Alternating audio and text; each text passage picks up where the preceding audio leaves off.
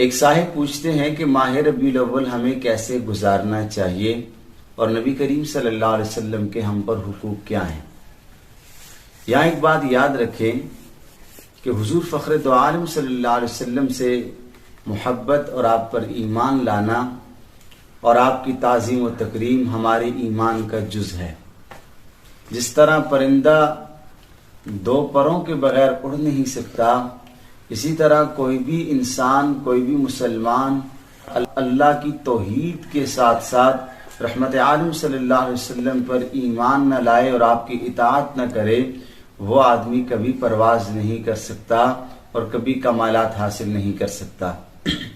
ماہ ربیع الاول ہم کیسے گزاریں، اس حوالے سے ایک بات یاد رکھیں، قرآن حکیم میں اور اس وقت دنیا میں جو احادیث کا انسائکلوپیڈیا ہمارے سامنے ذخیرہ حدیث موجود ہے، اس میں ہمیں کہیں بھی واضح طور پر صراحتاً نبی صلی اللہ علیہ وسلم کی پیدائش یا وفات کے متعلق کوئی خاص حکم نہیں ملتا، سوائے اس بات کی کہ جیسا کہ صحیح مسلم میں موجود ہے کہ نبی کریم صلی اللہ علیہ وسلم پیر کے دن روزہ رکھتے تھے اور فرمایا کرتے تھے کہ میں پیر کے دن اس لیے روزہ رکھتا ہوں کہ اس دن میری پیدائش ہوئی ہے، لیکن اس روزے رکھنے کے حوالے سے اپنی امت کو کبھی حکم نہیں دیا، صرف پیر کے دن روزہ رکھنے کا اپنا تذکرہ کیا اور حکم نہیں دیا۔ تاہم جو آدمی نبی صلی اللہ علیہ وسلم کی محبت میں پیر کے دن روزہ رکھے تو یقیناً اس کو ثواب ہوگا۔ اور پیر کے دن روزہ رکھنے کی ایک اور وجہ بھی احادیث کی کتب میں ہمیں ملتی ہے، وہ یہ ہے کہ نبی صلی اللہ علیہ وسلم نے فرمایا اس دن اللہ کے حضور اعمال پیش ہوتے ہیں، میں یہ چاہتا ہوں کہ جب اللہ کے حضور یہ اعمال پیش ہوں تو میں اس دن روزے سے ہوں۔ نبی کریم صلی اللہ علیہ وسلم کے ساتھ محبت رکھنا ہمارے ایمان کا جز ہے۔ اب ربیع الاول کے مہینے میں ہمیں کوئی اسپیشل خاص حکم نہیں دیا گیا کہ ہم کیا کریں اس دن۔ البتہ یہاں یہ بات یاد رکھیں، جس طرح اللہ کی توحید، اللہ کی کبریائی، اللہ کے تقدس کو بیان کرنے کے لیے کوئی وقت مقرر نہیں ہے، اسی طرح اس کے پیارے حبیب حضرت محمد مصطفیٰ صلی اللہ علیہ وسلم کی سیرت کو، صورت کو اور آپ صلی اللہ علیہ وسلم کے ذکر خیر کے لیے کوئی دن، کوئی ٹائم، کوئی مہینہ، کوئی سال شریعت نے مقرر نہیں کیا ہے۔ اس لیے گریز کرنا چاہیے ایسے تمام کاموں سے جس کا شریعت نے حکم نہیں دیا اور ہم اس پر اصرار کریں۔ عموماً یہ دیکھا جاتا ہے کہ جب بھی ربیع الاول آتا ہے مسلمان اپنے جذبے کے مطابق جھنڈیاں لہرا دیتے ہیں، لائٹنگ کا اہتمام کر لیتے ہیں، کیک کاٹتے ہیں۔ یقیناً ایسے کاموں کا نبی کریم صلی اللہ علیہ وسلم نے حکم نہیں دیا، لیکن بحیثیت مسلمان قرآن و سنت کی روشنی میں ہمیں کیا کرنا چاہیے؟ نبی کریم صلی اللہ علیہ وسلم کے چند حقوق آپ کے سامنے بیان کیے جاتے ہیں ماہ ربیع الاول میں، اور ماہ ربیع الاول کے علاوہ بھی ان تمام حقوق کی پاسداری کرنا ہم سب مسلمانوں پر لازم ہے۔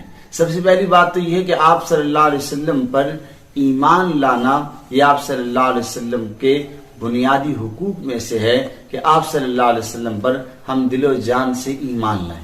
دوسری بات یہ ہے کہ آپ صلی اللہ علیہ وسلم کا احترام اور آپ کی تعظیم اور آپ کی تکریم امت مسلمہ پر لازم ہے، جیسے کہ قرآن حکیم میں اللہ پاک نے فرمایا یا ایھا الذین آمنوا لا ترفعوا اصواتکم فوق صوت النبی، پیغمبر صلی اللہ علیہ وسلم کی آواز سے بلند آواز اپنی مت رکھو۔ یہی وجہ ہے کہ حضرات مفسرین نے لکھا ہے کہ روزہ رسول پر بھی آواز کو بلند نہیں رکھنا چاہیے۔ سورہ حجرات میں اللہ پاک فرماتے ہیں یا ایھا الذین آمنوا لا تقدموا بین یدی اللہ ورسولہ، کہ اللہ کے رسول سے اور اللہ سے اور اس کے رسول سے آگے مت بڑھو۔ اور اسی کے ساتھ ساتھ حضرات گرامی، سب سے اہم کام جو ہے اس وقت کرنے کا وہ یہ ہے کہ نبی کریم صلی اللہ علیہ وسلم کی زندگی کا مطالعہ کرنا چاہیے، آپ صلی اللہ علیہ وسلم کی زندگی کو پڑھنا چاہیے، آپ کی صبح و شام، آپ کے دن رات اور آپ صلی اللہ علیہ وسلم کی تعلیمات کو پڑھنا چاہیے۔ آپ بہت بڑے مجمع میں چلے جائیں اور کسی سے پوچھیں کہ کیا آپ نے نبی صلی اللہ علیہ وسلم کی زندگی پیدائش سے لے کر وفات تک پڑھی ہے، تو پورے مجمع میں خال خال لوگ ہی آپ کو ملیں گے، بہت تھوڑے لوگ ملیں گے جو کہیں گے کہ ہم نے آپ صلی اللہ علیہ وسلم کی مکمل زندگی پڑھی ہے۔ اس لیے اس وقت کی سب سے بڑی ضرورت یہ ہے نبی صلی اللہ علیہ وسلم کی زندگی کا مطالعہ کرنا چاہیے۔ اب سوال یہ پیدا ہوتا ہے کہ کس کتاب کا مطالعہ کریں جو نبی صلی اللہ علیہ وسلم کی سیرت سے تعلق رکھتی ہے. تو یہاں یہ بات یاد رکھیں، امت مسلمہ میں 20 علماء گزرے ہیں جنہوں نے نبی کریم صلی اللہ علیہ وسلم کی سیرت پر لکھا ہے، اور ہر ایک نے اپنی بساط اور اپنی طاقت کے مطابق لکھا ہے.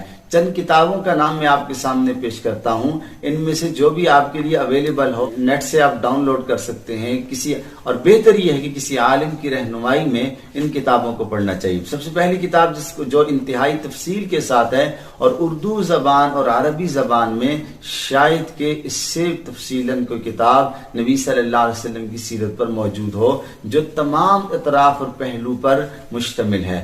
اس کتاب کا نام سیرت مصطفیٰ ہے. علامہ ادریس کاندھیلوی علیہ الرحمہ و رضوان کی یہ کتاب ہے، سیرت المصطفیٰ، 3 جلدوں میں ہے. اس کا اگر مطالعہ کیا جائے اور خصوصاً ان دنوں میں ربیع الاول کے مہینے میں اپنے بچوں کو آپ اپنے ساتھ بٹھا کر اس کتاب کا اگر مطالعہ کریں تو بہت بہتر رہے گا. اسی کے ساتھ ساتھ ایک اور کتاب ہے اسوہ رسول اکرم صلی اللہ علیہ وسلم، ڈاکٹر عبد الحی عارفی علیہ الرحمہ کی. یہ کتاب بھی بہت ہی اہم کتاب ہے. نبی صلی اللہ علیہ وسلم کے شب و روز کو اس میں بیان کیا گیا ہے. کم از کم روزانہ 5 منٹ اس کتاب کی گھر میں تعلیم کرنی چاہیے. اسی کے ساتھ ساتھ ہندوستان کے نامور عالم دین مولانا خالد سیف اللہ رحمانی، ان کی کتاب ہے پیغمبر عالم صلی اللہ علیہ وسلم. اس میں آپ صلی اللہ علیہ وسلم کی سیرت کو ایک نئے انداز سے بیان کیا گیا ہے. اس کتاب کا بھی مطالعہ کرنا چاہیے. اسی کے ساتھ ساتھ پاکستان کے معروف لکھاری ڈاکٹر سید فضل الرحمان صاحب، ان کی کتاب ایوارڈ یافتہ کتاب ہے. کتاب کا نام ہے ہادی اعظم. اس کتاب کو بھی آپ خرید کر اس کا لازمی مطالعہ کریں. بہت ہی اہم کتاب ہے ہادی اعظم. یہ تمام کتابیں عموماً انٹرنیٹ سے بھی ڈاؤن لوڈ کی جا سکتی ہے، PDF میں بھی مل سکتی ہیں. تیسرا کام یہ ہے کہ نبی کریم صلی اللہ علیہ وسلم کی سنت کو زندہ کرنا چاہیے. آپ صلی اللہ علیہ وسلم کی سنتوں کو ہم کیسے زندہ کریں گے؟ سب سے پہلے ہم خود نبی صلی اللہ علیہ وسلم کی سنتوں کو اپنائیں، آپ کی سنت زندگی کو اپنائیں. زندگی کا کوئی بھی ایونٹ ہو اس میں نبی صلی اللہ علیہ وسلم کی سنتوں کو اور آپ کے فرامین کو پامال نہ کریں. پیدائش سے لے کر موت تک مسلمانوں کو چاہیے کہ نبی صلی اللہ علیہ وسلم کی سنتوں کو اپنائیں. اور احیاء سنت کا دوسرا مرحلہ یہ ہے کہ نبی صلی اللہ علیہ وسلم کی سنتوں کو معاشرے میں ہم رواج دیں، عام کریں، اور آپ صلی اللہ علیہ وسلم کی سنتوں کو معاشرے میں فروغ دیں. اور اہم کام یہ ہے کہ آپ صلی اللہ علیہ وسلم جن مقاصد کے لیے دنیا میں تشریف لائے تھے ان مقاصد کو، مشن نبوی صلی اللہ علیہ وسلم کو ہم پورا کریں اور اس کی تکمیل کریں. آپ صلی اللہ علیہ وسلم کا مشن کیا تھا؟ دنیا میں کفر ختم ہو، شرک ختم ہو، بدعات ختم ہو، خرافات ختم ہو، ظلم اور زیادتی ختم ہو. اس حوالے سے ہمیں کردار ادا کرنا چاہیے. نبی کریم صلی اللہ علیہ وسلم کا 6واں حق جو ہم پر ہے وہ یہ ہے کہ ہم آپ صلی اللہ علیہ وسلم پر کثرت سے درود پڑھیں. اور یہاں یہ بات یاد رکھیں، جتنا زیادہ ہو سکے اٹھتے بیٹھتے چلتے پھرتے نبی کریم صلی اللہ علیہ وسلم پر درود پڑھیں، اور کچھ نہیں تو کم از کم 100 مرتبہ پڑھیں. سنن نسائی حدیث نمبر 1297 ہے. آپ صلی اللہ علیہ وسلم فرماتے ہیں، من صلی علی واحدۃ صلی اللہ علیہ 10 صلوات، جو آدمی مجھ پر 1 مرتبہ درود پڑھتا ہے اللہ رب العالمین اس پر 10 رحمتیں نازل فرماتے ہیں. وحطت عنہ 10 خطیئات، اور اس سے 10 خطاؤں کو معاف فرما دیتے ہیں، 10 گناہوں کو معاف فرما دیتے ہیں. ورفعت له 10 درجات، اور 10 درجے اس آدمی کے بلند کر دیے جاتے ہیں صرف درود پاک پڑھنے کی برکت سے. تو آپ صلی اللہ علیہ وسلم کا حق یہ ہے کہ ہم کثرت سے آپ صلی اللہ علیہ وسلم پر درود پڑھیں. 7واں حق یہ ہے کہ نبی صلی اللہ علیہ وسلم کی سنتوں کے خلاف اگر کوئی عمل دیکھیں تو اس پر ہم دل گرفتہ ہوں. اگر آپ کے بس میں ہے تو ہاتھ سے روک دیں یا زبان سے روک دیں. اگر اتنی ہمت اور سکت نہیں تو دل سے پھر برا جانیں کہ نبی صلی اللہ علیہ وسلم کی سنت کی مخالفت یہ مسلمان کو گوارا نہیں ہونی چاہیے. اور اسی کے ساتھ ساتھ یاد رکھیں بدعات سے اجتناب ہو. زندگی میں بدعات سے ہمیشہ کوسوں دور رہنا چاہیے. نبی صلی اللہ علیہ وسلم نے فرمایا من احدث فی امرنا ھذا ما لیس منہ فہو رد، کہ ہمارے دین میں اگر کسی آدمی نے اضافہ کیا، دین کے ساتھ اس عمل کا کوئی تعلق نہیں تھا، تو وہ فہو رد، وہ مردود ہے. اس آدمی کا وہ عمل باطل اور رد ہے. اور تمام انبیاء اپنے بعد اپنے دین میں بدعات کا ہمیشہ خدشہ رکھتے تھے، اور نبی کریم صلی اللہ علیہ وسلم کو بہت ہی ڈر تھا کہ میری امت کہیں بدعات کا ارتکاب نہ کریں، اس لیے بدعات سے خصوصاً اجتناب ہو۔ جس حکم پر لوگ بدعت کہہ دیں تو اس حوالے سے مسلمان کو تشویش میں رہنا چاہیے اور اس کی جانچ پڑتال کرنا چاہیے کہ آیا کہ ہم جو کام کر رہے ہیں محبت میں، عقیدت میں، تو پھر ہم جو کام کر رہے ہیں محبت اور عقیدت میں، آیا کہ کہیں ایسا تو نہیں ہے کہ یہ بدعت نہ ہو۔ نواں حق یہ ہے کہ نبی کریم صلی اللہ علیہ وسلم کا ادب و احترام کا پاس اور لحاظ رکھنا چاہیے، اور آپ صلی اللہ علیہ وسلم کے حقوق میں سے یہ بھی ہے کہ آپ صلی اللہ علیہ وسلم سے محبت رکھنے والے جو لوگ ہیں ان سے بھی محبت رکھنی چاہیے۔ آپ صلی اللہ علیہ وسلم سے سچی محبت رکھنے والے کون ہیں؟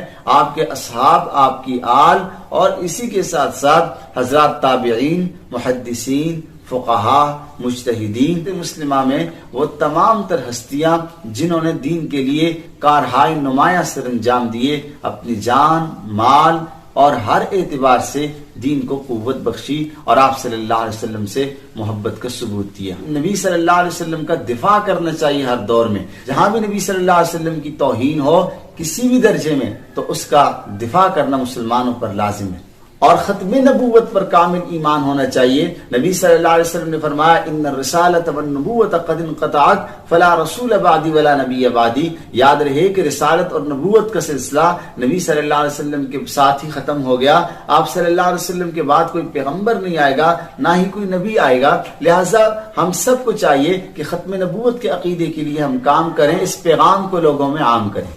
آخری بات جو آپ سے عرض کرنی ہے، رحمت عالم صلی اللہ علیہ وسلم کی شان مصطفیٰ بیان کرتے ہوئے بھی ہمیں اعتدال میں رہنا چاہیے اور ہمیں اعتدال سے نہیں نکلنا چاہیے۔ خود نبی صلی اللہ علیہ وسلم کو یہی تشویش تھی کہ جو میری شان ہے اسی کے مطابق مجھے بیان کیا جائے، اور کیونکہ آپ صلی اللہ علیہ وسلم سے پہلے انبیاء جو گزرے ہیں تو ان کی امتوں نے ان کی شان میں کچھ اضافہ کیا تھا، اور یہاں تک کہ ان کی شان کو اللہ کی شان کے برابر کر دیا تھا۔ تو نبی کریم صلی اللہ علیہ وسلم نے اس حوالے سے فرمایا، صحیح بخاری حدیث نمبر 345 ہے، فرمایا لا تطرونی کما اطرت النصارى ابن مریم فانما انا عبدہ فقولوا عبد اللہ ورسولہ۔